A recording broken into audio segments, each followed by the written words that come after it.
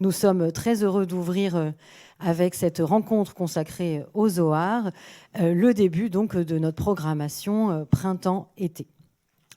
Donc, cet événement, ça fait longtemps qu'on en parle avec Agnès Hirtz et qu'on souhaite vraiment vous présenter cette anthologie du Zohar, donc traduite, établie et présentée par Michael Seban, préfacée par Jean Baumgarten. C'est un projet titanesque et vraiment très, très important. Donc je tiens à remercier les éditions, enfin la collection Bouquins de nous avoir accompagnés dans l'organisation de cette soirée.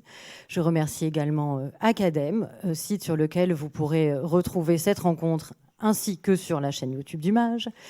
Et bien sûr et surtout, je remercie nos intervenants, donc Jean Baumgarten, ici présent, Michael Seban, qui va apparaître... Ah voilà, c'est beau quand même. Michael Seban, qui, comme vous l'imaginez, n'a pas pu voyager d'Israël à Paris, étant donné le contexte actuel. Donc merci, bonjour Michael, je ne sais pas si vous nous entendez. Moi, je vous entends très bien. Bonsoir, merci beaucoup. J'aurais évidemment aimé être avec vous et j'espère qu'on ne va pas être dérangé pendant le temps que nous avons à être ensemble. Oui, on espère aussi, mais sachez qu'on vous voit très bien et que vous êtes très grand. Michael... Rapprochons encore. Donc, il va y avoir un temps d'étude, si l'on peut dire, ou en tout cas une comparaison de différentes traductions du Zohar que je vous ai distribué. Pour les personnes qui ne l'ont pas eu, parce que vous êtes plus nombreux que ce que je pensais, levez la main, un peu comme à l'école. Et voilà, quand j'aurai fini de parler, je vais venir vous en donner un exemplaire. Et je remercie bien sûr Ruben Honigman, qui est directeur éditorial d'Academ, pour mener cette conversation. Merci à tous et excellente soirée.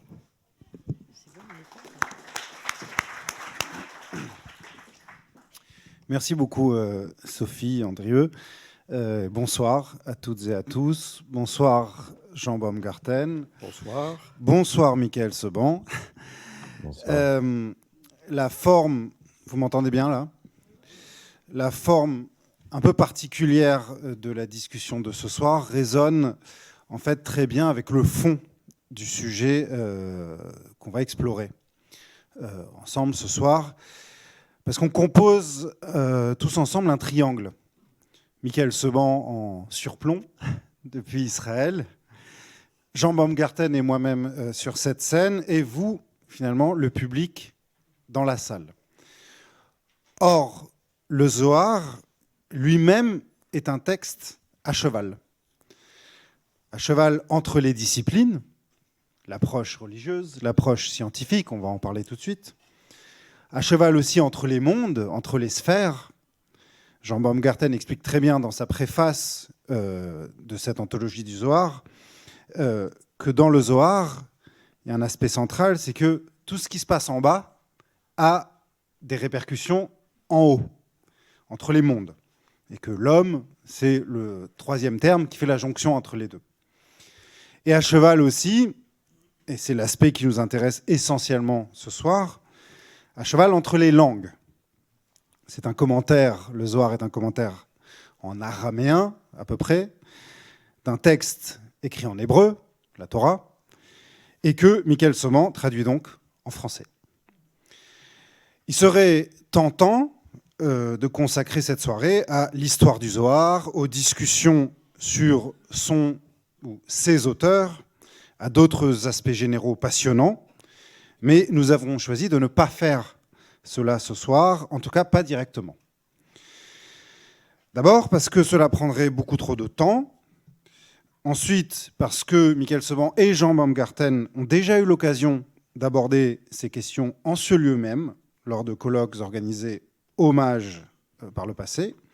Et puis surtout parce que le sujet de ce livre, c'est la traduction, qui est aussi toujours un exercice en triangle, à savoir la possibilité de faire circuler du sens entre un auteur et un lecteur via un traducteur.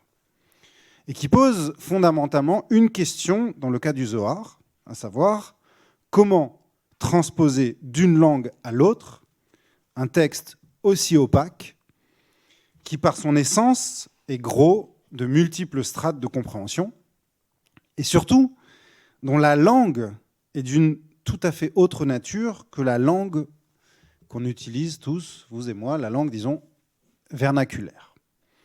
Alors, pour réfléchir à cela, nous vous proposons de travailler en 2 temps. D'abord, une discussion avec Jean Baumgarten et Michael Seban, et puis des travaux pratiques sur texte à travers la traduction de Michael Seban. Et j'aimerais commencer par ce duo que vous formez, Jean Baumgarten et Michael Seban, depuis plusieurs années déjà. On a Jean Baumgarten, l'homme de science, le chercheur, Ashkenaz, et Michael Seban, l'homme de l'étude, séfarade, pour caricaturer, même si, pour schématiser, disons, même si je soupçonne chacun d'avoir aussi des attributs de l'autre. C'est un peu comme masculin et féminin dans le Zohar, ce sont des choses qui circulent. Alors, je m'adresse d'abord à vous, Jean Baumgarten. Pourquoi un tel attelage entre le scientifique et l'étudiant, on va dire, le religieux, est-il nécessaire pour aborder un texte comme le Zohar ? Avant de commencer, je voulais remercier le mage et bien sûr Sophie Andrieux et Joseph Hirsch qui ont permis donc que cette réunion ait lieu. Et aussi, je voulais remercier les éditions Bouquins qui ont fait un travail tout à fait remarquable. Et je vous incite vraiment à regarder, à lire cet ouvrage absolument magnifique et qui a été vraiment très bien mis en page. Et donc, c'est un très beau travail. Alors, vous posez une question pertinente et essentielle. Et je commencerai par une citation de Scholem, le grand maître des études kabbalistiques dans les grands courants de la mystique juive. Et on verra tout de suite la difficulté qui pointe. Il commence ce grand texte en définissant la mystique juive. Il dit « L'intuition immédiate de la relation avec Dieu, de la prise de conscience directe et intime de la présence divine. » Donc c'est ce qu'on appelle dans le lexique de la mystique la dvekout, c'est-à-dire l'association, le contact direct avec le divin et la connaissance des mondes supérieurs et de cette géographie et topographie sacrée extrêmement complexe, donc des mondes supérieurs. Et évidemment, ça pose l'exploration de ces réalités métaphysiques pose d'emblée une question concernant effectivement la double approche, une approche, disons, plus extérieure, académique, scientifique, historique, philologique, anthropologique, thématique, qui était celle de Gershom Scholem. Si vous lisez le cahier de l'Erde sur Scholem fait par Maurice Krigel, il y a une très belle lettre que Scholem a adressée à Bialik, donc le grand poète national de la Renaissance de l'hébreu. Et c'est un plan, enfin une espèce de lettre programmatique où il expose, c'est une lettre de 1925, donc il avait déjà fait son Aliyah, il travaillait dans la bibliothèque de Jérusalem. Et donc lui, il a une approche vraiment tout à fait historique où il considère la mystique juive comme un moment historique dans l'évolution très complexe de la tradition juive. Et son livre part de la Bible, de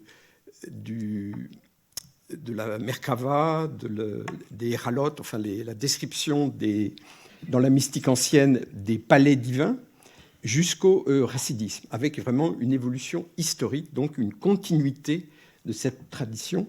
Et il prend cette métaphore, il se pose la question, comment gravir cette montagne, cet Everest qu'est la Kabbale.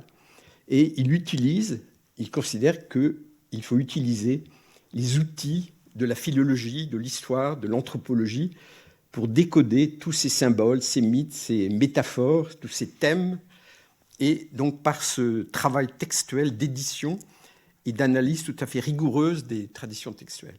Donc Scholem, c'est une œuvre absolument extraordinaire. Quand on la lit, on trouve toujours, il y a toujours des articles, des correspondances, des journaux. C'est une œuvre qui n'en finit pas, si l'on peut dire, de nous étonner. Et il y a toujours cet arrière-fond de la science du judaïsme, c'est-à-dire d'exactitude, de rigueur philologique et thématique. Mais ce type de recherche académique n'est pas suffisante. Elle n'est pas apte à éclairer, à percer ces secrets de la Kabbale. Et d'ailleurs, dans l'autobiographie de Berlin à Jérusalem, il raconte qu'avant de faire son aliyah, donc il y avait tous ces problèmes compliqués avec son père et la rupture avec le milieu familial, des bourgeois juifs berlinois assez assimilés, et lui, il va s'engouffrer dans cette direction de la mystique, un peu aussi, excusez-moi d'être grossier, puis pour emmerder son père. Et à un moment, il va s'engager donc dans des exercices de technique mystique en essayant de comprendre, notamment en référence à un grand kabbaliste dont on parlera, c'est Abraham Aboulafia. Il essaiera de comprendre ces techniques qui permettent justement à l'âme de s'élever vers les sphères supérieures. Et il se rend bien compte que, bon, c'est un peu comme dans le passage de Franz Kafka devant la loi, c'est une parabole qui se trouve dans le procès. Et donc c'est un homme qui veut rentrer qui veut passer la porte de la loi. Et il y a toujours, un peu comme dans la littérature de la Merkava et des Héraloques, il y a toujours des anges qui empêchent de passer au stade supérieur. Et donc toute sa vie, il reste devant cette porte en voyant ce ray de lumière qui symbolise la Shrina. Et donc il n'arrivera jamais à rentrer dans ce monde de la mystique comme expérience religieuse. Et donc, à côté de cette approche, disons, académique, il y a une approche qui est beaucoup plus intérieure, de l'intériorité, tournée vers donc cette expérience existentielle, vécue, spirituelle. Donc, c'est-à-dire, pardonnez-moi de vous couper, oui, Jean Baumgarten, si je vous comprends bien, c'est-à-dire que être un chercheur, ça implique aussi d'admettre un dépassement, un au-delà de la recherche scientifique. Absolument. Et on est vraiment un peu comme, si je puis me permettre, comme dans cette parabole de Kafka, on est devant cette porte, on voudrait pénétrer dans ce monde, mais il reste quand même étranger. Donc il y a ces deux approches. Et évidemment, cette dichotomie, cette tension est source de beaucoup de conflits, de beaucoup d'opposition entre deux camps, et qui peuvent se toiser comme deux frères ennemis, si je puis dire. Et ce que j'ai toujours trouvé tout à fait exceptionnel dans le cercle d'études de Michael Seban, c'est le rapprochement de toutes ces tendances autour des textes, autour de vraiment la décortiquer, analyser, scruter ces textes, quelle que soit l'approche. Alors, évidemment, en dehors de cette approche scientifique, donc Michael va en parler, mais il y a cette approche qui est beaucoup plus méditative et spirituelle. J'allais m'adresser à Michael Seban. Juste avant, j'aimerais, comme on est trois hommes là, sur cette scène, si on peut dire, j'aimerais convoquer une femme, à titre posthume. Les éditions de l'Éclat ont récemment réédité un livre magnifique de Eliane Amado Lévy-Valensis. Ça s'appelle La poétique du Zohar. Et dans la préface de ce livre, Charles Mopsik, dont on va reparler tout à l'heure, dit la chose suivante. Eliane Amado Lévy-Valensis nous invite à partager sa lecture du Zohar comme si ce livre avait toujours été écrit. Comme si les conditions concrètes et temporelles de sa rédaction matérielle n'avaient qu'une importance anecdotique et qu'il existait depuis toujours dans l'empirée, avec un Y, j'ai découvert ce mot, dans l'empirée des essences éternelles, un livre appelé Zohar. Ça parle aux chercheurs que vous êtes? Oui, absolument. C'est tout à fait fondamental. Alors, il y a deux approches sur quels sont les auteurs, les créateurs du Zohar. Alors, disons, la conception traditionnelle, c'est qu'il a été composé par un Tana du IIe siècle de l'ère courante, donc Shimon Bar Yochai, qui résistait à la domination romaine et qui a été condamné à mort par l'empereur Adrien, et qui donc, avec son fils, s'est caché dans une grotte où il est resté 12 ou 13 ans. Et il y a un miracle qui s'est produit. Il y a un caroubier qui a poussé, il y a une source qui a jailli, et donc il est resté à étudier. Il recevait du prophète Élie des commentaires de la Torah et des commentaires mystiques donc de la Torah. Donc ça, c'est la version, disons, orthodoxe, si on peut dire. Et il y a aussi d'autres considérations sur qui sont les créateurs et les auteurs. Alors, Scholem, lui, considérait que c'est Moïse de Léon, qui était un kabbaliste du XIIIe siècle en Castille. Et cette théorie a été remise en cause par Yehuda Libes, qui est un des très grands professeurs de Kabbale de Jérusalem, et qui a montré qu'en fait, c'est un ensemble de manuscrits qui a été rassemblé et qu'il a été composé par un ensemble de kabbalistes donc au XIIIe siècle. Mais que ce n'est pas... Lui a été la cheville ouvrière, si vous voulez, mais c'est une œuvre collective. Mais alors, à l'inverse, Michael Seban, quand on est un homme de l'étude, et quand on étudie les textes de façon traditionnelle, on s'intéresse toujours à l'aspect intemporel, à la vérité inactuelle ou éternellement actuelle dont les textes sont porteurs. Qu'est-ce que ça apporte à l'homme d'étude que vous êtes d'être épaulé, d'être escorté par tout ce savoir scientifique, la datation des textes, les couches de rédaction? Qu'est-ce que ça apporte finalement à l'homme d'étude, ça? Alors, ça apporte beaucoup de choses parce que Jean et moi, ça fait plusieurs années qu'on collabore et c'est aussi une amitié. C'est aussi une amitié, c'est aussi une collaboration qui apporte dans les deux sens. Maintenant, le paradoxe, c'est que le texte du Zohar lui-même est un texte assez particulier et comme alors c'est normalement le livre des secrets, mais c'est le livre lui-même qui a un secret lui-même parce que on ne sait pas d'où il sort. On ne sait pas d'où il sort. On a beau effectivement penser à un mythe, ce serait l'enseignement de Rabbi Shimon Bar Yochai qui nous serait parvenu depuis le IIe siècle par des voies détournées, mystérieuses, pour apparaître subitement au XIIIe, XIVe siècle. Mais, mais on n'en sait rien.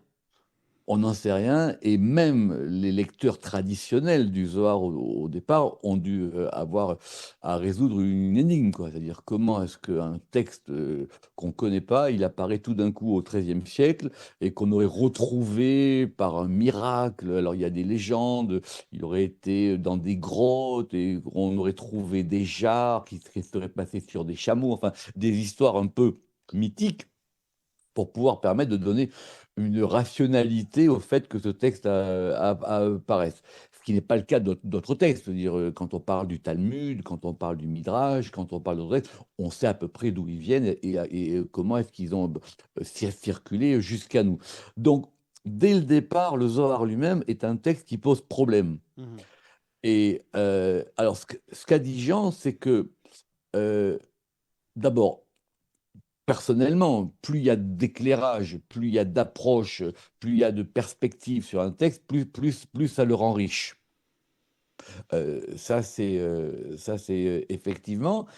Et sans rentrer trop longuement, mais c'est un sujet important, c'est que on a longtemps considéré une espèce de rivalité entre l'approche traditionnelle qui doit résoudre des problèmes logiques et une approche rationaliste et scientifique. Et en gros, quelque part, on a fait une espèce d'opposition entre les kabbalistes et la recherche universitaire.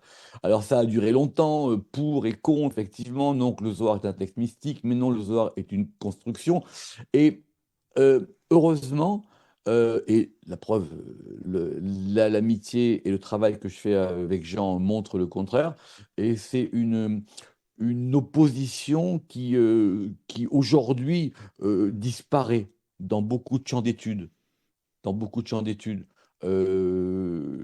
Les gens de texte ont besoin d'éclairage extérieur de domaines qu'ils ne connaissent pas, comme peut-être la philologie, la paléographie, l'histoire des courants, l'histoire des idées. Et les scientifiques ont aussi besoin de gens qui vivent avec le texte et qui ont une approche plus intime, plus proche avec le texte. Et même si l'un peut effectivement mettre l'autre en déséquilibre, les deux finalement s'équilibrent. Parce que quand on travaille de manière scientifique sur un texte, encore faut-il savoir quel était l'esprit religieux qui animait les gens qui ont écrit ou étudié ces textes, c'est ça? Absolument, c'est tout à fait important justement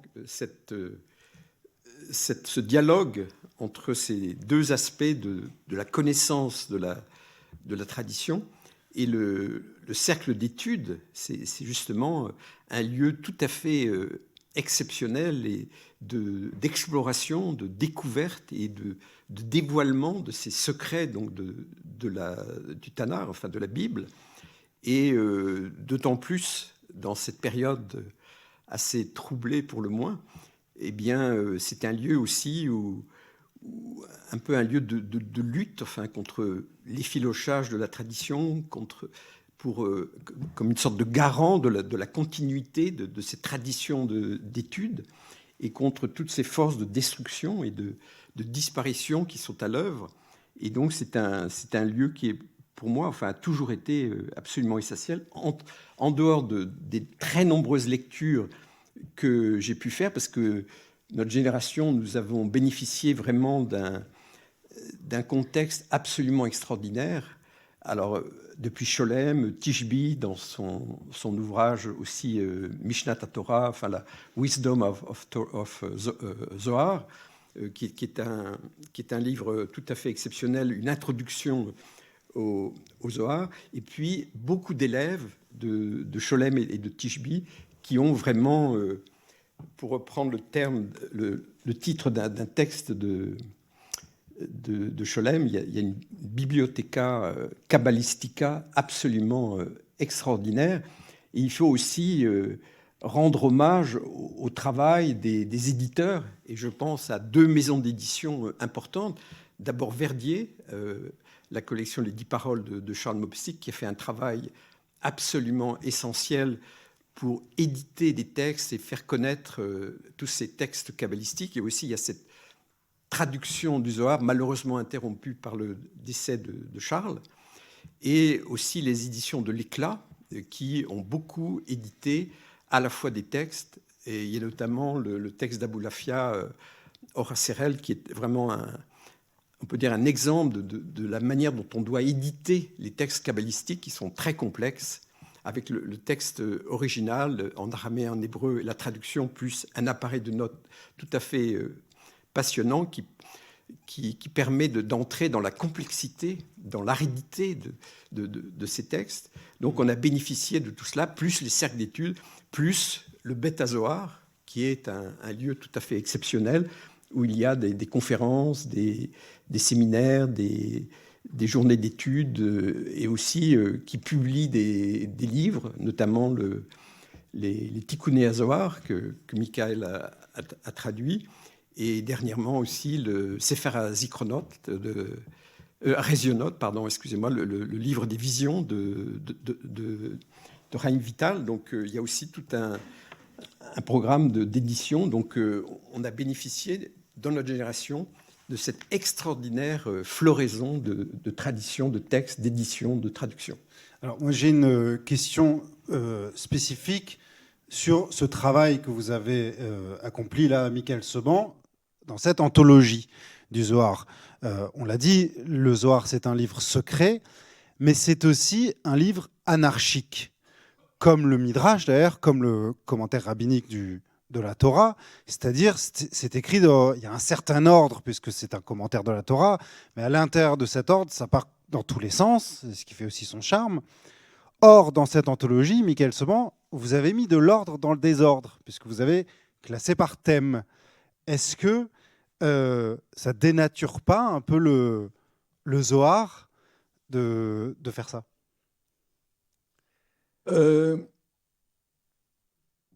Alors, d'abord, Merci. non, mais c'est très bien.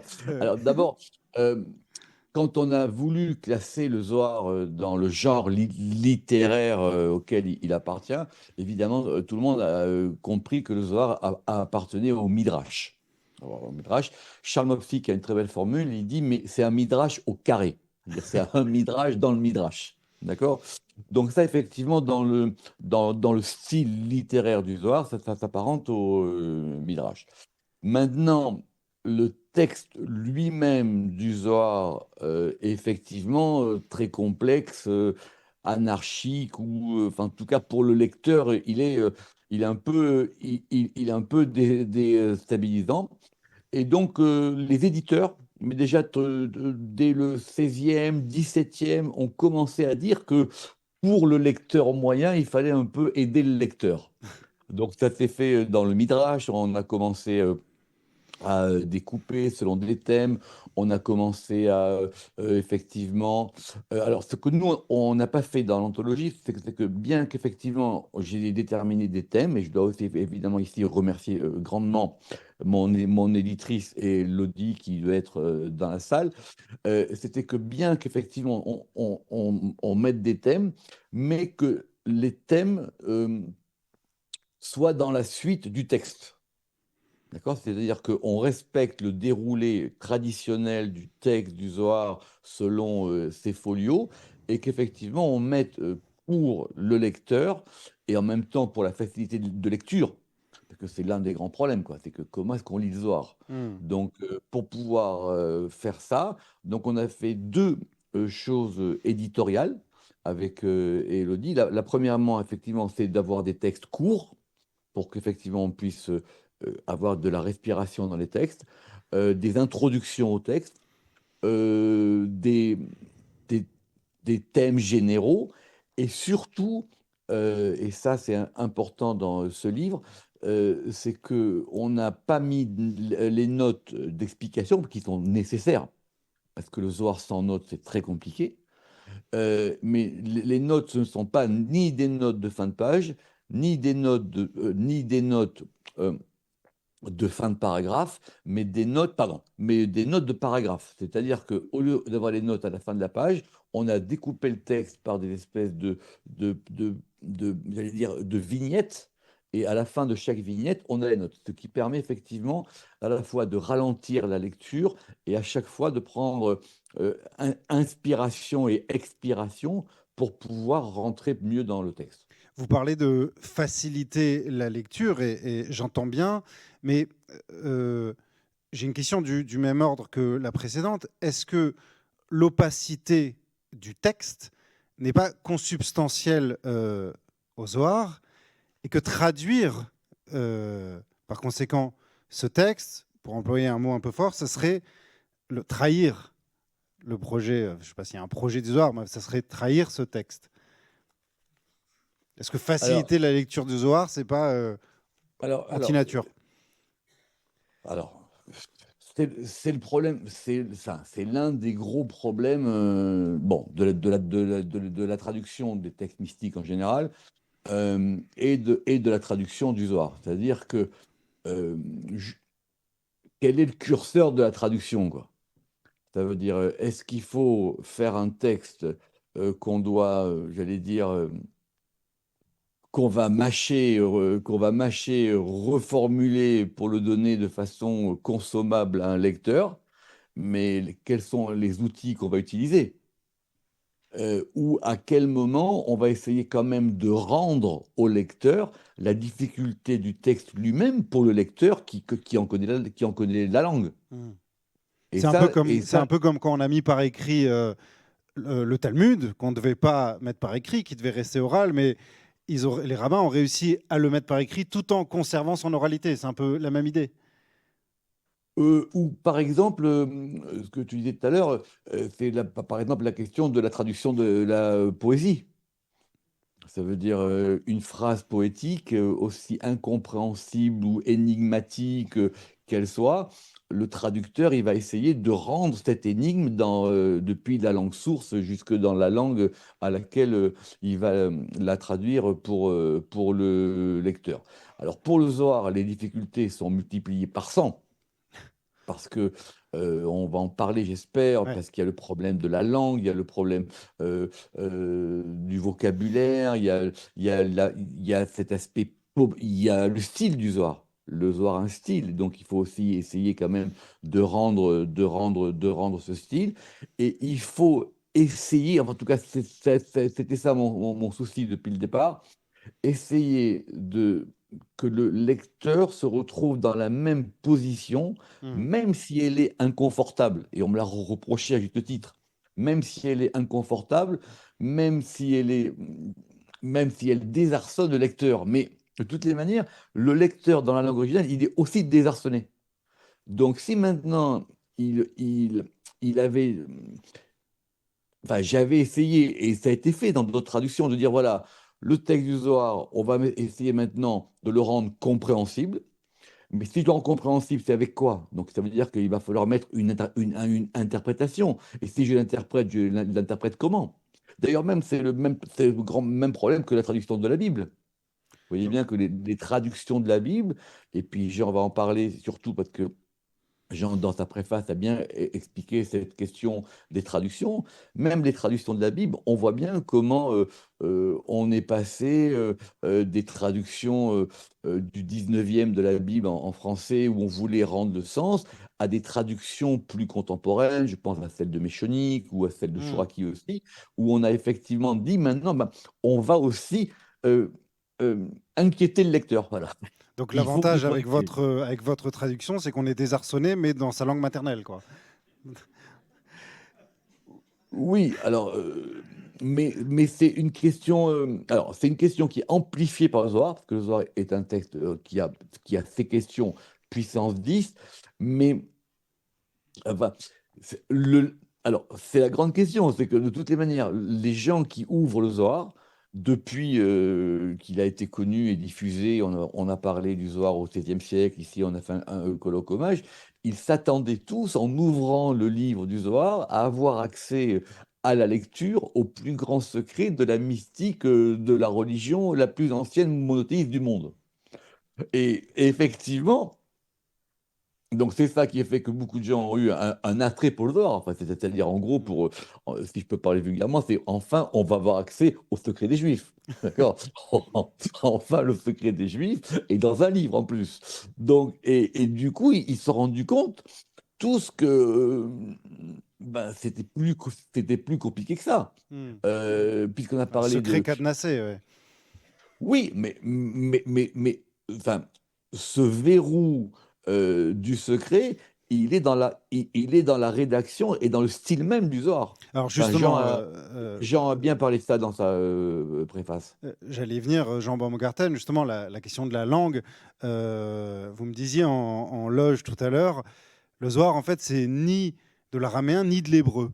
Alors c'est quoi? Oui, avant peut-être de parler de cette question tout à fait importante, je lis quelques lignes de la préface, enfin de l'introduction de la magnifique traduction de Charles Mopsic. Pareil aux individus humains, les langues ne sont pas interchangeables et notre traduction n'est qu'une des 70 manières possibles de traduire. De même que tout commentaire du texte, donc de la Bible, ne met en lumière qu'une de ces 70 facettes. Donc c'est tout à fait remarquablement dit que, évidemment, dans la traduction, il y a toujours une part qui échappe, enfin, et notamment dans ce texte du Zohar. Et aussi, une autre question qui a été essentielle dès la première édition du Zohar à Mantoue en 1558, parce qu'il y a eu beaucoup de querelles pour savoir si on pouvait rendre public ces traditions ésotériques de commentaires de la Bible. Et il y a eu vraiment deux camps opposés. Il y a toute une polémique extrêmement virulente où certains rabbins disaient qu'il était absolument impensable de rendre publiques ces traditions cachées, n'est-ce pas, ce Gan Naoul, comme on dit, ce jardin clos, comprenant des secrets qui nécessitaient un très haut niveau de culture religieuse. Donc il y a eu une opposition farouche d'un certain nombre de rabbins italiens, disons, du fait de voir ce texte. Et il y a une citation qui dit la chose écrite n'a pas d'arche, enfin, à Davar Nirtav, Einlo Aaron. C'est-à-dire que dès qu'une chose part dans le domaine public, eh bien, il est absolument impossible de la contrôler. Et il peut effectivement y avoir des commentaires, des interprétations qui sont extrêmement éloignées, disons, d'une ligne de la tradition. Et par exemple, à l'époque, au XVIIe siècle de Shabtai Tzvi, dont chez les adeptes de ce courant hérétique, le Zohar était vraiment, plus que le Talmud, considéré comme le texte majeur et qui était lu aussi bien par les hommes que par les femmes. Eh bien, il y avait donc là une sorte de conception vraiment extrêmement hérétique de ce texte qui devait dépasser la loi, enfin la halakha. Il fallait aller au-delà et renoncer à cette loi pour retrouver un temps immémorial, enfin d'avant la loi, et de ainsi préparer la venue des temps messianiques. Donc ça, le Zohar a toujours été à toutes les époques un sujet de grande controverse. Et bien sûr, d'autres rabbins disaient que, étant donné que ce sont des paroles divines qui ont été révélées, et donc il fallait les faire connaître au plus grand nombre. Et donc il y a des textes tout à fait intéressants du XVIe siècle en Italie, où on voit ces deux courants qui s'affrontent. Faut-il ou ne faut-il pas révéler ces traditions ésotériques? Et la réponse dans 5 minutes dans les travaux pratiques sur texte. La question sur la langue. Alors, la langue, là aussi, c'est extrêmement intéressant. Alors, évidemment, l'araméen était la langue vernaculaire de l'Orient ancien. Enfin, c'était dans tout ce grand espace de l'Orient ancien. Et les kabbalistes donc, se sont inspirés de cette langue araméenne. Alors, une langue du secret, une langue aussi dans laquelle on avait écrit quelques-uns des plus grands textes de la tradition, dont le Talmud de Babylone. Mais en même temps, il semble qu'ils aient choisi de reprendre et aussi de transformer cet araméen pour en faire une langue qui nécessitait vraiment une connaissance qui ne rendait pas l'accès au Zohar pour le plus grand nombre. Donc il y avait toujours cette idée de dévoiler, de révéler et de cacher. Il y avait donc toujours ce double mouvement. Et donc il y a cette création de cette langue un peu artificielle de l'araméen médiéval. Dans certaines parties du Zohar, comme dans le Midrash à Néhélam, c'est beaucoup mélangé d'hébreu. Il y a aussi dans ces textes castillans du XIIIe siècle, il y a pas mal de termes espagnols, donc qui montrent le contexte linguistique dans lequel le Zohar a été écrit. Et donc, c'était à la fois une langue qui permettait de se rattacher à une continuité, une longue tradition d'exégèse, et en même temps une langue qui n'était pas accessible à tout le monde, et donc qui permettait de garder ce côté de cachement, de dissimulation. Et alors, il y a eu bien sûr des traductions en hébreu, des traductions dans les langues juives vernaculaires, le judéo-espagnol, le yiddish, le judéo-arabe, pour que ce grand texte soit aussi accessible aux moins ou aux peu lettrés. Alors, un dernier mot, Michael Seban, avant de passer à l'étude sur texte. L'araméen, dans la tradition religieuse juive, a aussi une portée symbolique très forte. C'est la langue que les anges ne comprennent pas. Qu'est-ce que ça Alors, signifie? Mais vous vouliez alors, peut-être rajouter autre chose avant. oui, oui, mais je vais aussi répondre à votre question. Alors d'abord, évidemment, quand on traduit un texte, il faut déjà qu'on en comprenne la langue. C'est quand même, c'est quand même la base. Alors, il se trouve que le Zohar a cette particularité, c'est qu'il est écrit dans une langue qui s'apparente à l'araméen. Mais je vais prendre un peu de temps, si je peux, pour expliquer cette notion. Alors maintenant, l'araméen, c'est pas une langue. L'araméen, c'était une lingua franca qui a duré pendant 10 siècles dans dans tout le Proche et le Moyen-Orient, qui était la langue parlée, mais en même temps aussi la langue d'étude. Donc, le Talmud est écrit en araméen, on a beaucoup de textes qui sont écrits en araméen. Maintenant, ce qu'on appelle cet araméen, alors avant, aujourd'hui, on appelle ça l'araméen, autrefois, on disait le chaldéen. D'accord. Autrefois, on disait le chaldéen, et c'est une langue qui a beaucoup évolué. Parce qu'en 10 siècles, une langue, elle évolue. Mais en tout cas, on a une grammaire araméenne, on a des dictionnaires araméens qui sont constamment mis à jour, parce que le traducteur travaille forcément avec des dictionnaires. Donc, pour ceux qui connaissent, avant, on avait le Jastro, maintenant, aujourd'hui, on a le Sokolov. Donc, ils sont des dictionnaires assez scientifiques pour pouvoir comprendre cette langue qui s'appelle l'araméen. Quand le Zohar apparaît, ben, il se trouve être écrit en araméen. Alors la grande question, c'est de savoir pourquoi est-ce qu'il est en araméen. Alors d'après les traditionalistes, c'est évidemment la preuve de son authenticité.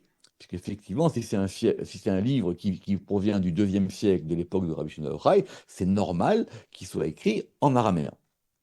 Mais évidemment, pour les scientifiques, c'est la preuve que c'est un faux. C'est-à-dire que si vous voulez faire un livre au XIIIe siècle ou au XIVe siècle qui ait l'air d'un vieux livre, eh ben, il faut l'écrire dans la langue du temps. Vous savez, c'est comme si on fait, comme si je voulais faire aujourd'hui un faux Rembrandt, donc j'aurais besoin de patiner un peu pour que ça ait l'air de l'époque, pour que ça ait l'air de l'époque de Rembrandt. La Et preuve donc il qu'il y a est eu faux, c'est qu'il a l'air vrai, donc. exactement, tout à fait. La preuve qu'il est faux, c'est qu'il a l'air vrai. Et donc c'est une discussion très importante. Par exemple, d'après Scholem, l'une des preuves que le Zohar était un texte fabriqué, c'est que justement les auteurs ont fabriqué un araméen. Et donc on a décelé dans le Zohar, c'est-à-dire des mots qui ne sont pas vraiment d'araméen, comme a dit Jean, comme Jean l'a dit, des mots qui proviennent de l'espagnol. Enfin, c'était pas un araméen 100% cachère, on va dire.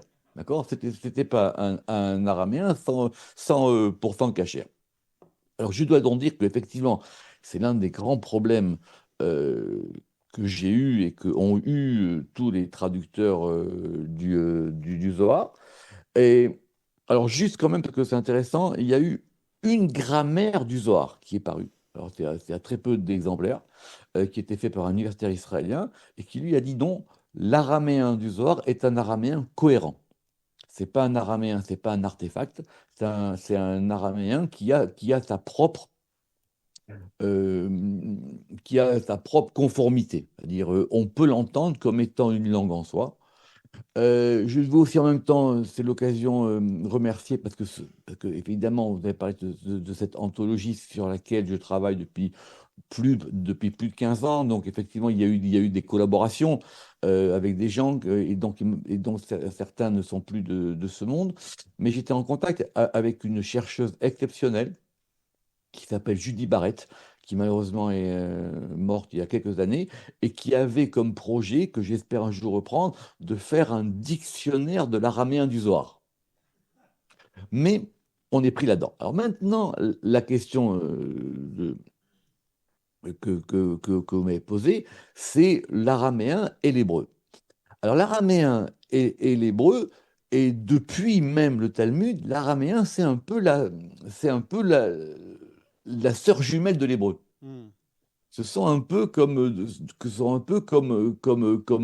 deux frères jumeaux. À tel point qu'effectivement, l'araméen est rentré. Alors, en plus, pour les linguistes, vous savez qu'il y a des traces d'araméen dans la Bible. Il y a la Bible qui est écrite en hébreu. on trouve plusieurs exemples dans la Bible, sans parler du livre de Daniel, beaucoup de strates araméennes. Et effectivement, l'araméen aussi est entré dans la prière. D'accord? Alors les gens peut-être ne le savent pas, mais le fameux Notre Père qui est aux cieux de la religion chrétienne est un texte écrit en araméen, lui-même inspiré d'un texte hébreu. Et la question métaphysique qui s'est posée, c'est effectivement si l'hébreu est une langue sainte, puisque c'est la langue divine, c'est la langue d'inspiration, c'est la langue de révélation, qu'en est-il de l'araméen? Et donc effectivement, mais c'est pas du Zohar, il y a beaucoup de midrashim qu'effectivement c'est la langue que les anges ne parlent pas, et que donc c'est une espèce de langage secret entre les hommes et Dieu. Et effectivement, si Dieu entend les prières en hébreu, il les entend aussi en araméen. Alors, je vous propose de prendre le texte que vous avez soumis, Michael Seban. Il y a trois textes qui sont trois traductions d'un même texte. Et vous allez tout de suite nous expliquer quelles sont ces trois strates. Où est-ce qu'on est dans le Zohar, de quoi ça parle et qui parle. Jean, peut-être d'abord quelques mots sur les traductions du Zohar en français, avant de pouvoir rentrer dans le texte.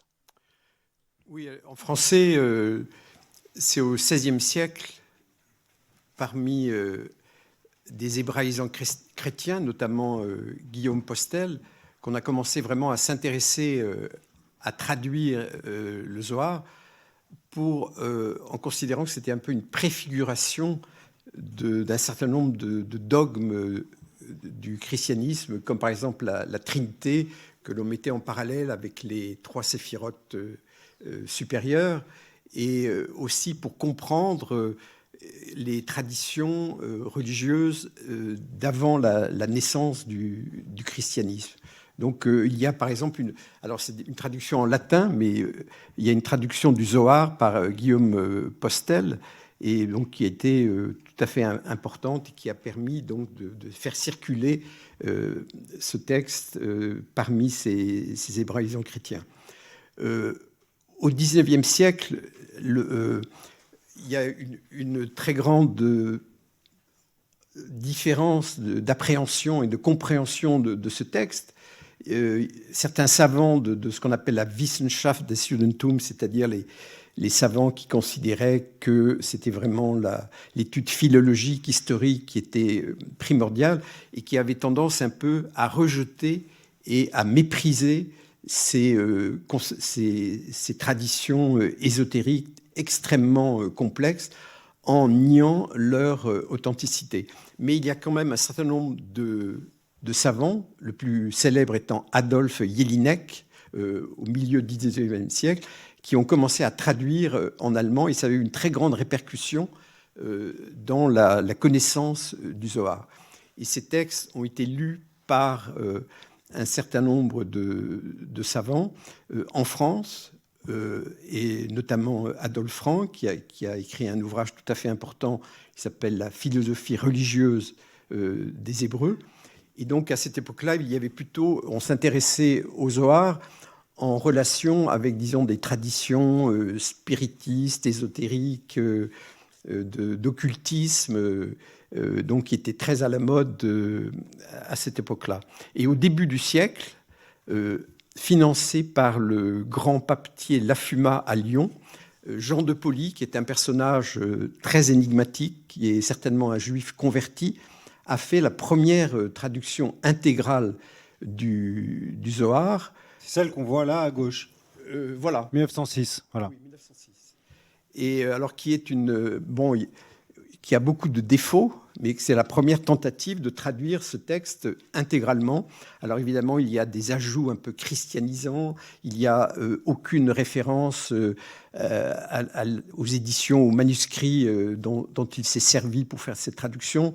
Il y a beaucoup d'ajouts interprétatifs, donc c'est une traduction qui pose beaucoup de problèmes, mais enfin c'est la première traductions.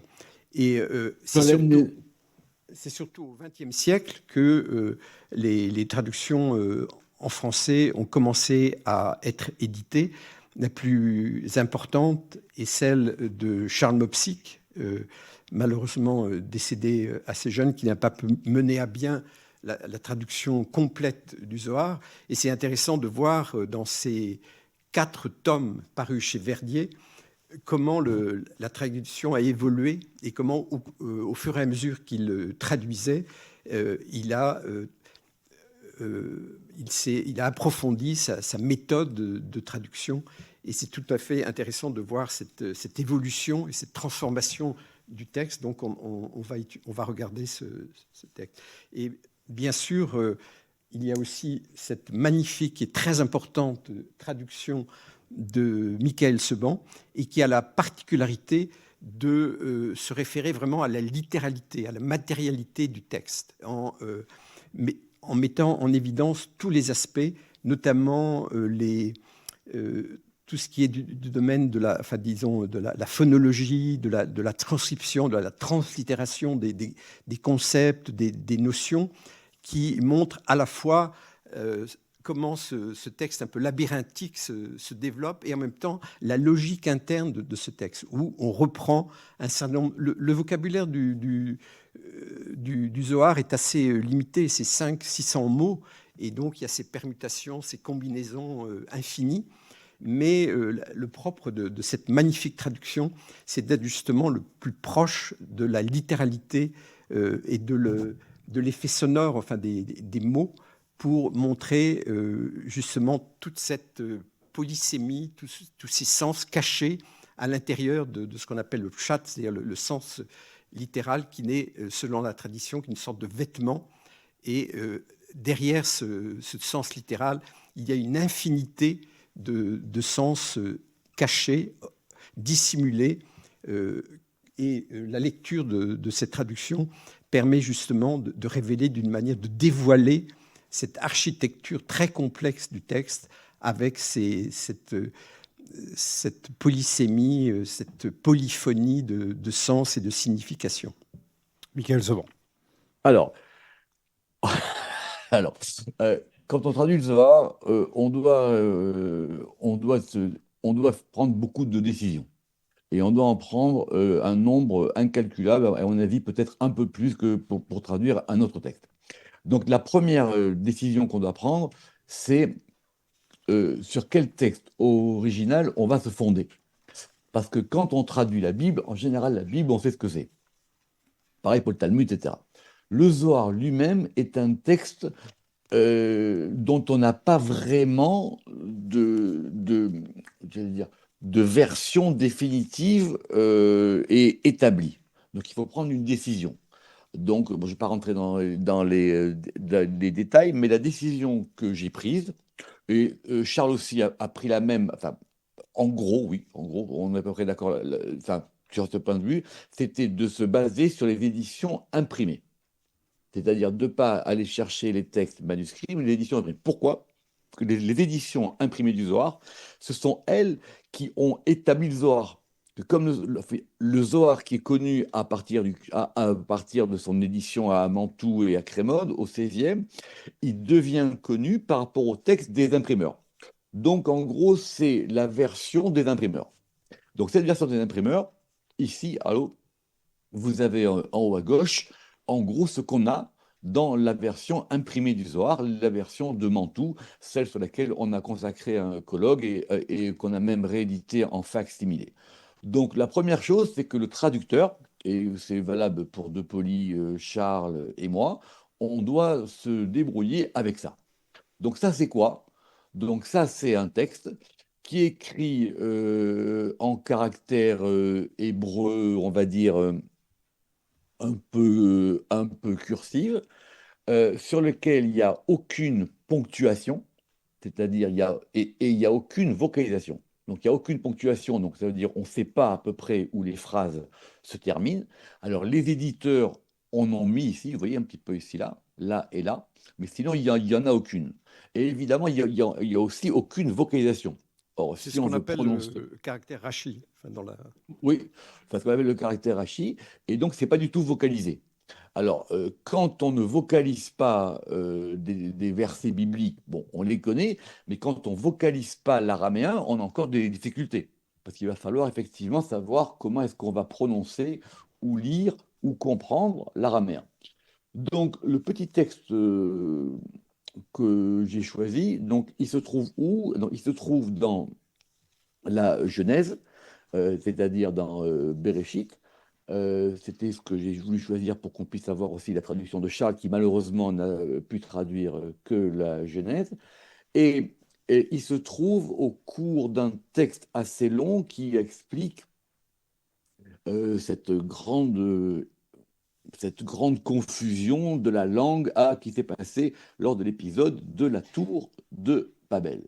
Donc, vous voyez, c'est pas, enfin, c'est quelques lignes, mais dans ces quelques lignes, on va tout de suite effleurer, parce qu'on ne peut pas tout faire, effleurer la difficulté tout de suite qu'on a dans le Zohar. Euh, alors, Jean aussi a effectivement des questions, Réhouben aussi, mais je vais juste simplement commencer par expliquer l'enjeu. Donc, enfin, si je peux le lire en araméen si vous voulez, Patar Rabbi Yossi ve'amar, ki Hashem Elohecha mitaler bekerev machanecha, leotziecha ve'latet oivecha lefanecha, ve'aya machanecha kadosh, ve'lo yere becha ervat davar, ve'shav me'achorecha. Donc, le début, Patar Rabbi Yossi, il a ouvert. Donc, bon, après, est-ce qu'on dit Rabbi ou Ribi, est-ce qu'on dit Yossé ou Yossi? C'est une autre question. Et tout de suite, le Zohar, donc, va nous parler d'un verset biblique. D'accord. Alors, la notion de patar, alors, le patar, c'est le fait d'ouvrir. Paul dit, il a ouvert sa conférence de la manière suivante. Je trouve ça très chic. D'accord. Charles dit, Rabbi Yossi cita un verset. Moi, je suis plus littéral. Il a ouvert et il a dit.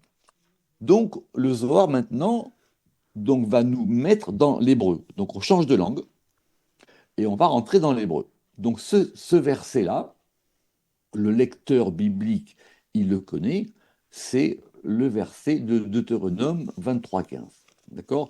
Dans la traduction de Poly aussi, il y est, mais simplement, il est en note il est en note de bas de page.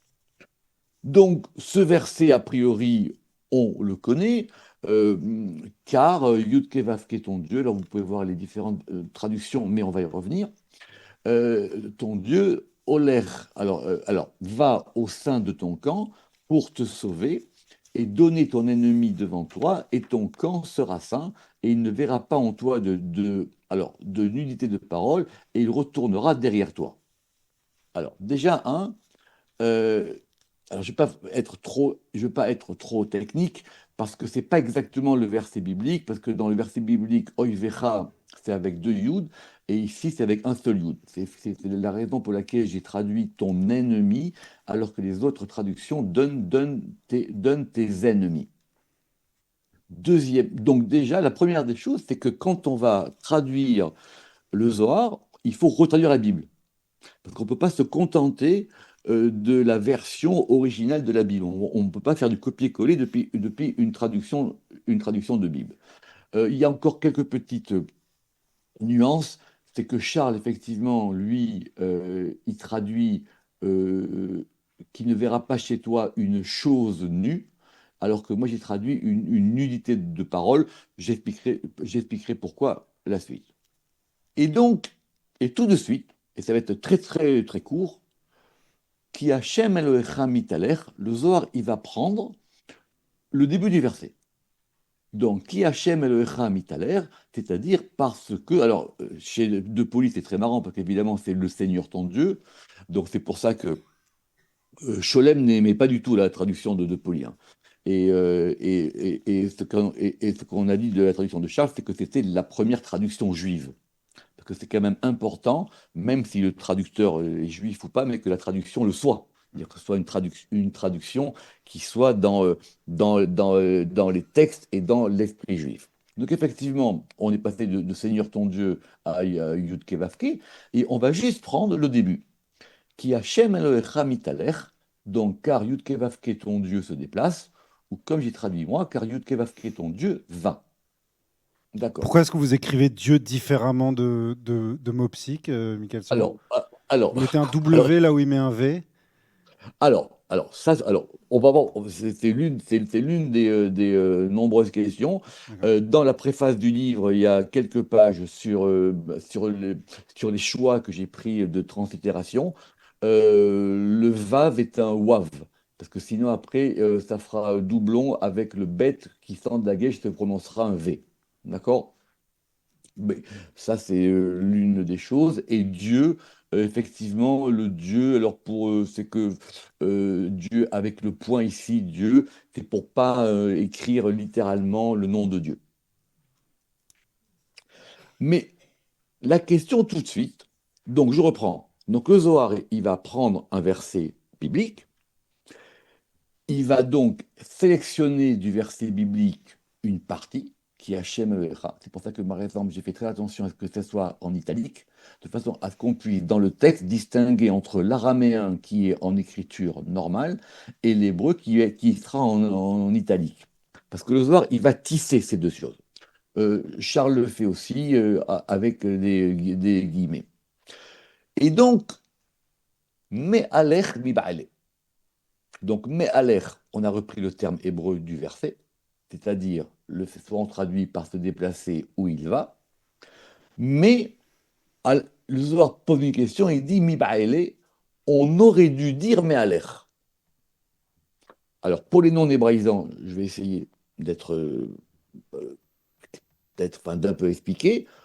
Normalement, quand on lit ce verset, on comprend. C'est Dieu qui va. Il marche ou il se déplace ou il va. Les deux vont d'après la racine Aleph et la maîtrette, c'est-à-dire le fait que Dieu se déplace. Très bien. Et tout d'un coup, le Zohar dit, comme si le Zohar confronte la Bible, il dit, mais je ne suis pas d'accord. Je ne suis pas d'accord. Le mit aler ici, il n'est pas correct. Mehaler mebaile. Et il ne dit pas pourquoi. Il ne dit pas pourquoi. Il dit, on aurait dû dire mehaler. D'accord? On aurait dû dire mehaler. Maintenant, pourquoi est-ce que le Zohar pense qu'on aurait dû dire mehaler? Au nom de quoi? Alors, Jean de Poli, il dit que c'est une forme verbale, qu'on aurait dû dire if-il. D'accord? Parce que le mit à l'air, c'est un if-il. Donc c'est un peu une forme biblique un peu compliquée. Ça veut dire que il va, mais il est en train d'aller ou il est allé. Un peu comme un passif. Mit à l'air. Et du coup, donc c'est ça la question qu'on a, c'est-à-dire que qu'est-ce que qu'est-ce que le traducteur doit faire? Est-ce que je dois, moi, essayer d'expliquer au lecteur quelle est la pensée du Zohar qui lui fait dire que le texte hébreu ne marche pas? Et tout de suite, le Zohar ne donne pas la réponse, mais il dit, et là, Kema de Atamer, mais simplement, on a un autre verset où on parle d'un autre sujet. C'est quoi le sujet? C'est Dieu qui se promène dans le jardin d'Éden. Et là-bas, on retrouve cette forme de mythe à l'air.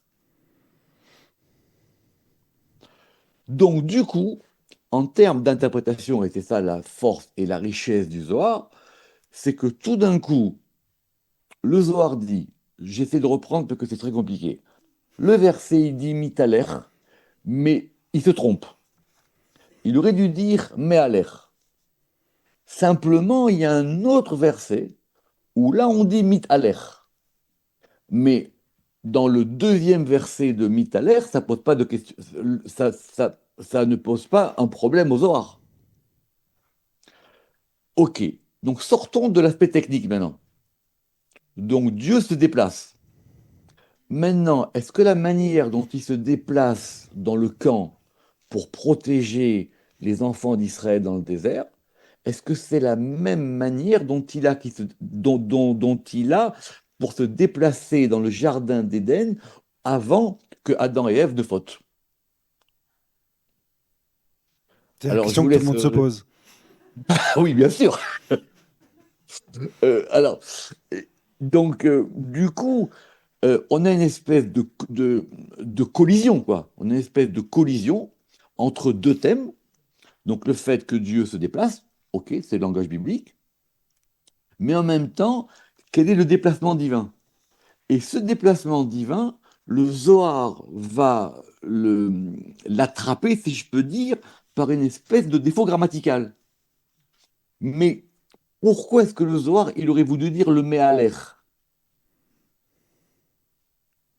Alors là, la réponse, elle est donnée ici, une ligne après.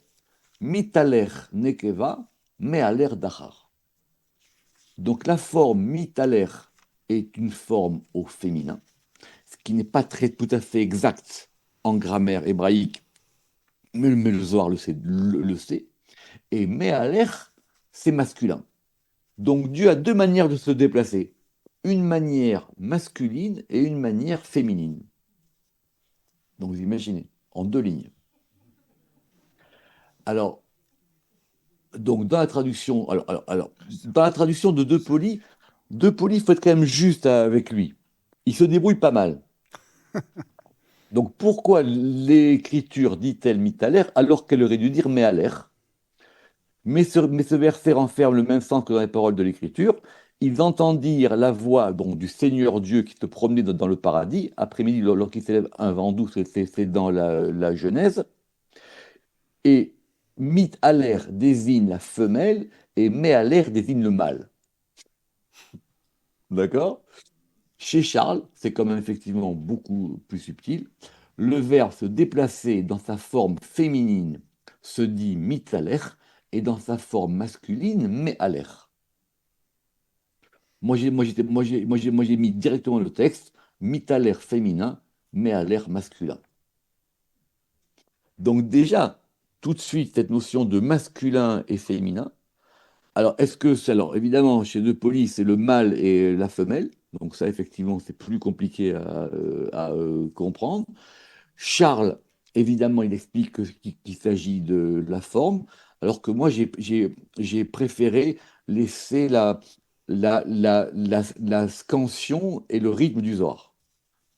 Donc on a un féminin et un masculin. Donc du coup, la grande difficulté qu'on a, c'est qu'est-ce qu'on fait avec ça? Alors, est-ce que je vais tout expliquer au lecteur? Mais si j'explique au lecteur, je ne peux expliquer que par rapport à ce que moi j'ai compris. Et qui me dit que j'ai bien compris, d'une part. Ou alors, ou alors, comment dire, de mettre à disposition tout un tas d'outils d'interprétation qui viendraient de commentaires, mais qui sont forcément partiels ou qui sont donc forcément datés historiquement, ou finalement de dire non, il faut laisser le texte à lui-même.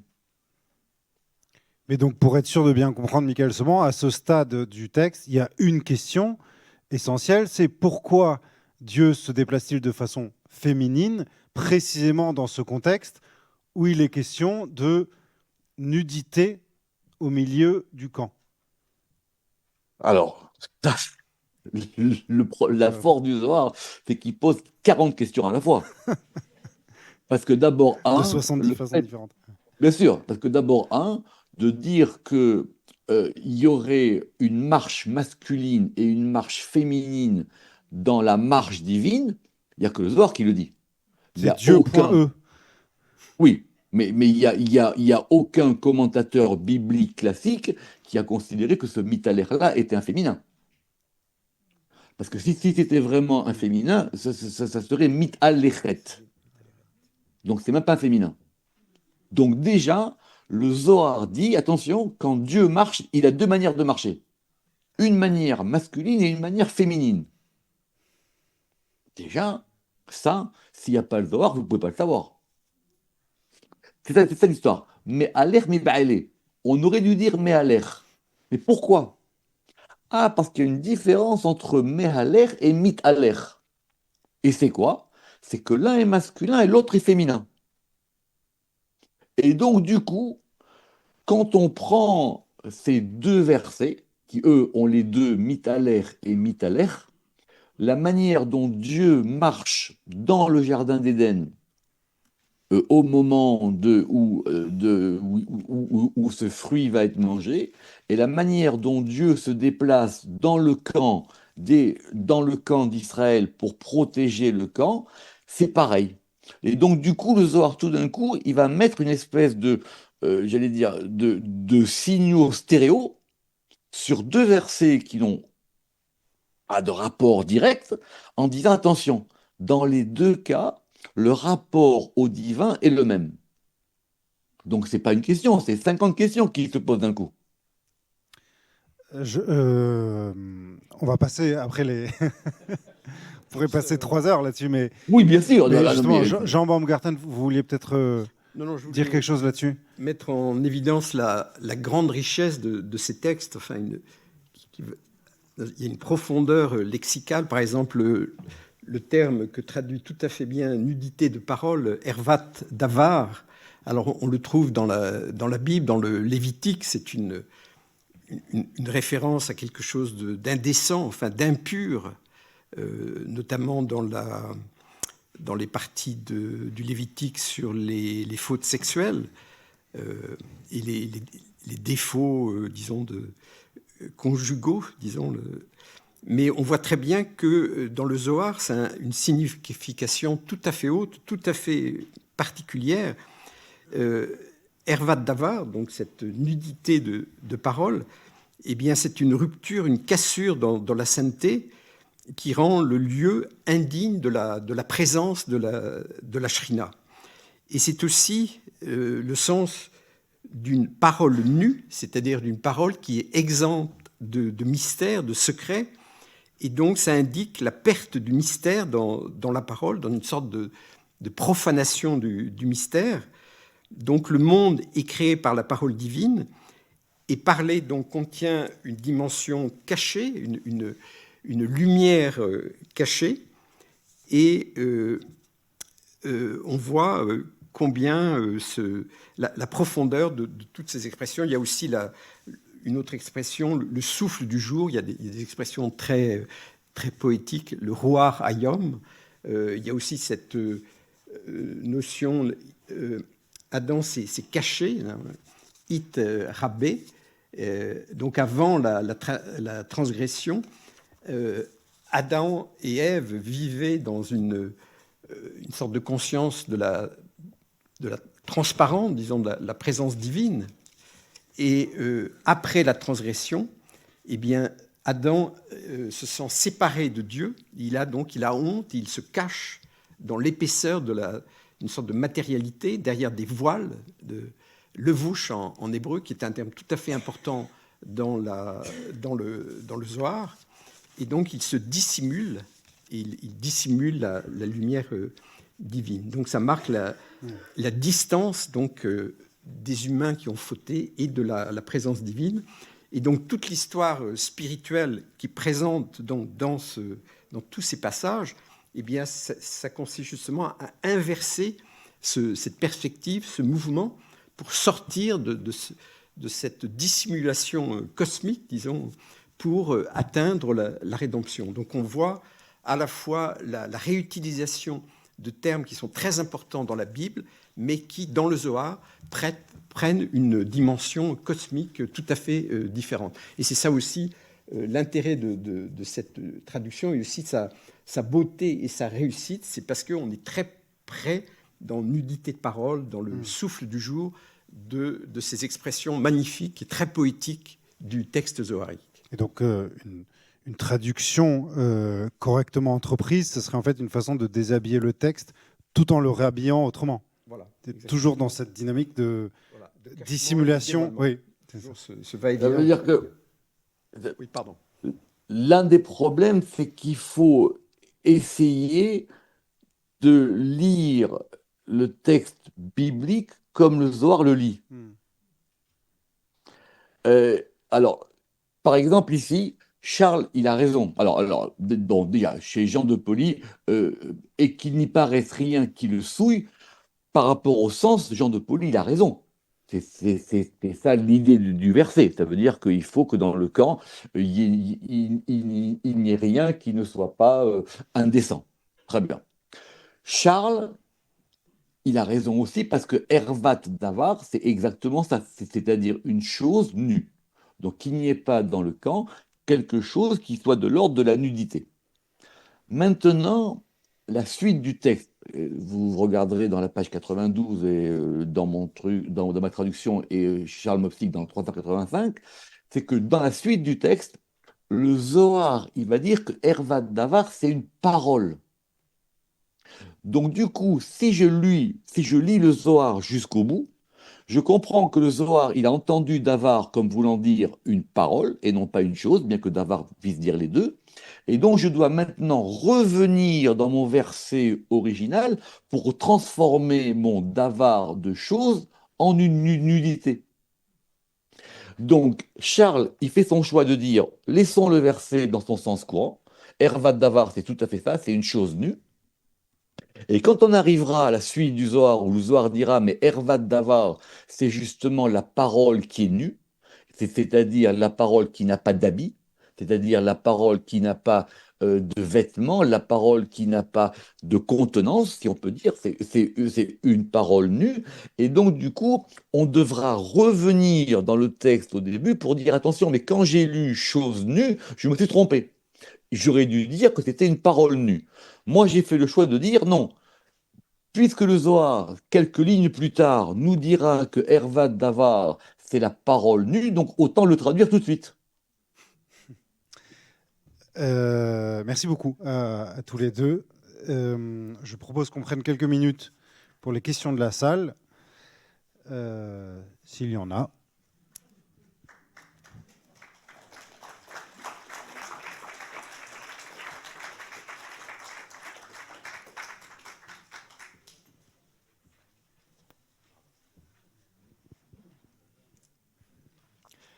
Bonsoir. J'ai jamais lu le Zohar, donc je le découvre avec vous et je pense que c'est une belle introduction. Merci à vous. J'ai juste une question. Un de vous trois a dit qu'on avait été pioché pour tout ça les sources imprimées et pas les sources manuscrites. Et j'aurais voulu savoir pourquoi on a pris cette décision-là, qui pour moi est fondamentale. Parce que je dirais que le manuscrit serait plus proche de ce qui serait une vérité du texte que celui qui est imprimé et donc un peu artificiel. Alors, c'est une, enfin, une grande question. En gros, voilà ce que moi je pense. C'est que effectivement, aujourd'hui, on a beaucoup de manuscrits du Zohar. Très bien. Maintenant, quand le Zohar a été imprimé, les éditeurs ont fait un choix dans les manuscrits, on a consacré un colloque à ça, pour avoir une version imprimée. Cette version imprimée, au cours du XVIe jusqu'à l'édition de Constantinople pour aller vite, elle est devenue l'édition acceptée. Et cette édition acceptée, c'est l'édition qui a été l'édition de Shabbatai Tzvi, l'édition du Gaon de Vilna, l'édition du Baal Shem Tov, cette édition-là. Maintenant, quand on va dire, donc du coup, c'est l'édition du Zohar tel qu'il est lu. Très bien. Maintenant, revenir à l'édition manuscrite, c'est du coup avoir un nouveau texte. Alors qui, d'un point de vue scientifique, évidemment peut être plus intéressant, mais à condition de le comparer au texte traditionnel. Et ça, c'est un vrai problème. Ça veut dire, est-ce que je traduis un Zohar scientifique, mais qui n'a pas eu de lecteur? Parce que le texte du Zohar qui a eu un lecteur, c'est le texte imprimé. Ou alors, je veux maintenant, mais il faut pouvoir comparer. C'est-à-dire, maintenant, je prends le texte des manuscrits, et c'est par exemple ce que j'ai fait dans Boulafia. Dans Boulafia, comme il n'y avait pas eu d'édition imprimée, je n'ai pas eu de problème à aller chercher des manuscrits. Mais pour le Zohar, quand on est au XXe siècle, qui est donc un siècle, qui est donc un livre qui a 5 siècles d'édition imprimée, dire voilà, je traduis uniquement les versions manuscrites comparées, je parle d'un autre texte. Alors, c'était le choix que, par exemple, a fait Daniel Matt dans sa traduction en anglais, mais c'est pas le mien. Parce que je pense qu'il faut traduire le Zohar en tant que livre. Or, le Zohar en tant que livre, il n'existe pas dans les manuscrits. Le Zohar, il commence à exister quand il devient un livre. Donc, c'est le choix qu'effectivement j'ai pris. Bien que je ramène quand même à beaucoup d'occasions des différentes versions significatives, mais qui sont elles-mêmes déjà dans le texte imprimé, où les éditeurs ont fait attention à dire attention, on a plusieurs sources manuscrites, donc on va donc indiquer ici et là des variantes. Et si on prend la manière dont la première édition de Mantoue en 1558 a été faite, donc dans l'introduction des correcteurs, des éditeurs, enfin, on voit qu'ils ont parcouru, enfin, ils ont été en Orient et aussi en Italie, il y avait déjà des manuscrits, enfin des copies qui circulaient, et donc ils ont fait, pour reprendre un terme de Lévi-Strauss, enfin un bricolage, ils ont bricolé un texte. Enfin, le Zohar est un texte qui n'existe pas vraiment, c'est un assemblage, un bricolage de différents textes épars, et donc ils ont pris une dizaine de manuscrits, et à partir de ces manuscrits, eh bien, ils ont mis en page et imprimé ce qui est considéré maintenant comme, cette édition Princeps est considérée comme l'édition qui fait référence, et notamment le foliotage est toujours considéré comme celui qu'on retrouve dans toutes les éditions contemporaines. Donc effectivement, il y a une chercheuse israélienne qui s'appelle Ronit Meroz qui a travaillé sur ce passage des copies, des manuscrits à la version imprimée.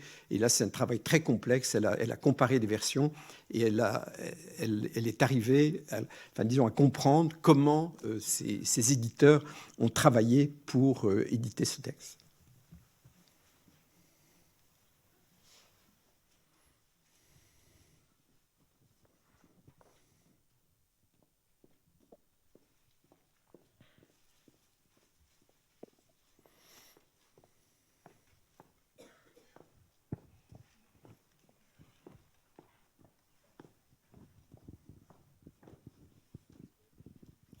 Merci beaucoup.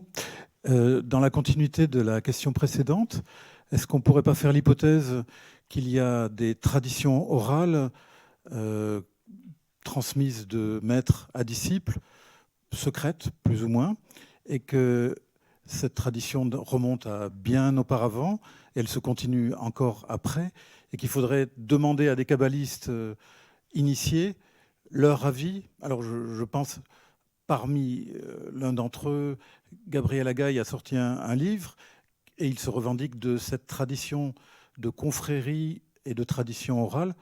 Alors, est-ce que ces sources orales supposées peuvent intéresser pour comprendre le texte et les pratiques mystiques de la non-dualité associées au Zohar et aux autres textes mystiques?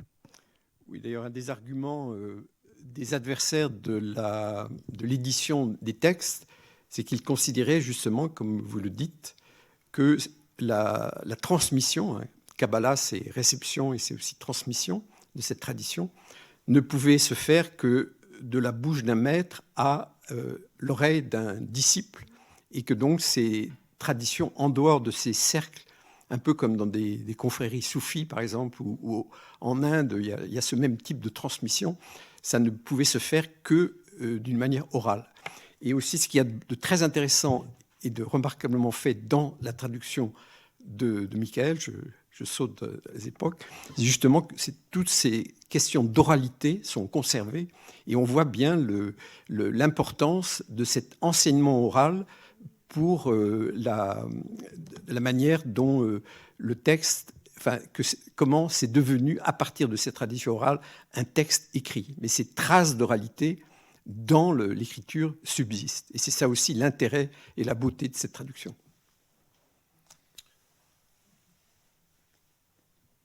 Oui, merci. Oui, ça marche. Merci pour votre présentation. Moi, j'ai une question qui va un peu trancher avec les autres parce que c'est une question très généralisante. Je ne suis pas du tout spécialiste et je n'ai pas du tout connaissance du Zohar. Je viens de la philosophie, je suis spécialiste de philosophie allemande et j'avoue que, premier point de ma question, quand vous avez mentionné ce qui caractérisait l'approche spécifiquement scientifique du texte que vous représentiez, vous n'avez pas mentionné d'approche philosophique, et dans ma représentation absolument ignare des choses, j'avoue que je me représentais qu'il y avait au contraire une grande tradition philosophique, et c'est ce qui m'a un peu poussé ce qui a poussé ma curiosité pour ce texte. Mais ma question, donc je vois là au passage, mais ma question était plus précise. En fait, je me reconnais malheureusement assez bien dans la description du lectorat qui voudrait lire le Zohar pour percer le secret du plus vieux monothéisme. Je crois que ça fait partie de ce qui pourrait être vraiment mon désir de lecture. Et en fait, je voulais vous demander quel serait votre, si vous en avez, votre conseil pour entrer dans ce texte en non spécialiste, parce que c'est mon cas, et je me disais que vous avez quand même fait cette traduction. Enfin, il y a plein de. Ouais, si on s'intéresse au secret de ce texte, comment est-ce que vous nous conseilleriez de nous orienter dans cette traduction? Michael.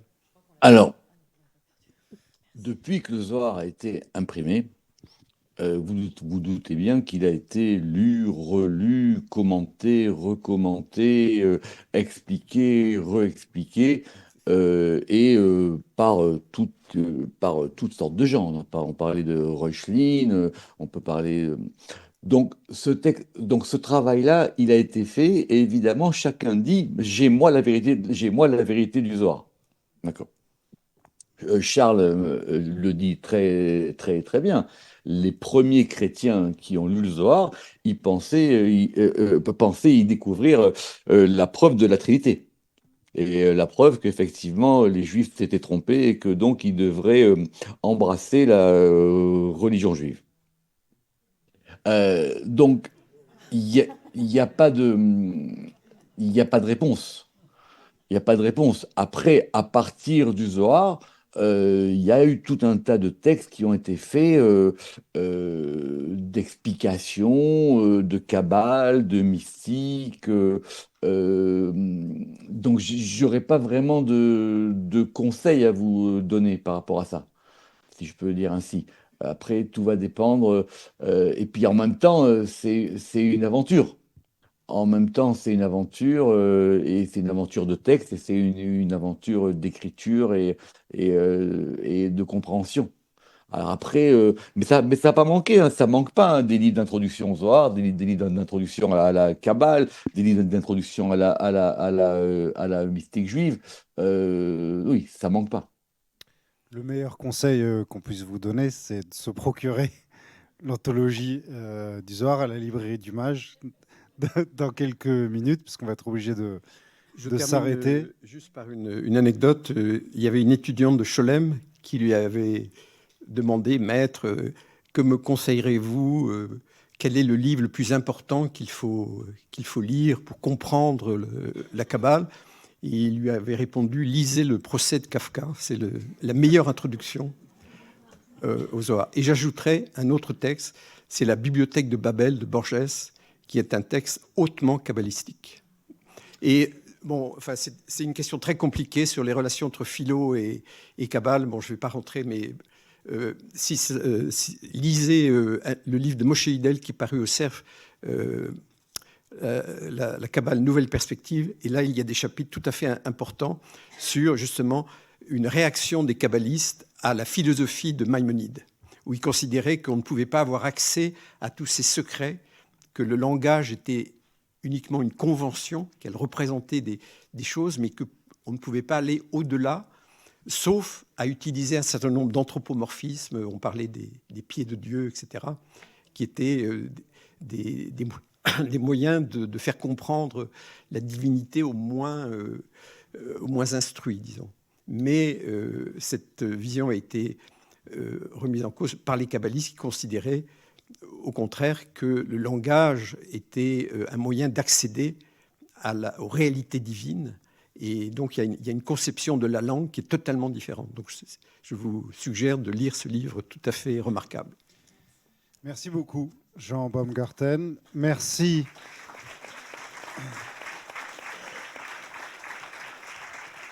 Merci, Michael Seban, pour cette traduction. Merci à vous tous. Cette intervention. Bon courage en Israël. Oui, bon voilà. Courage. Et donc, juste par rapport à la situation, on a quand même eu la chance de ne pas être interrompu par des sirènes de guerre pendant les 2 heures où nous avons Pourvu discuté. que ça dure. Et Razak, merci à Razak. vous tous. Et je rappelle que cette conférence sera à retrouver sur Academ ainsi que sur la chaîne YouTube du MAGE. Merci à tout le monde.